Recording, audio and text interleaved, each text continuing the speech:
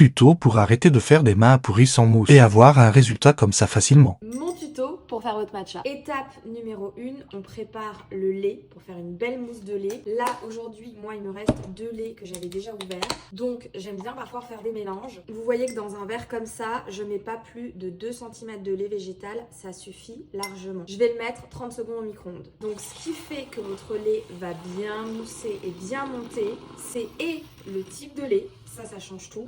Donc il y a des laits qui vont mousser plus ou moins bien. Ça va vraiment dépendre de la marque. Donc ça, il faut que vous testiez et que vous trouviez vos laits.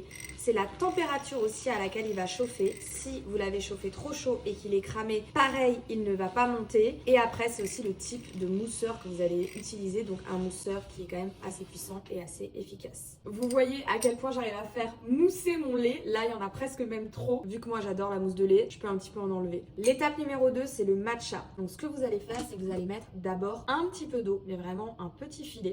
Ensuite, dans cette eau, je mets un tout petit peu de stevia et je viens y ajouter la dose parfaite de matcha.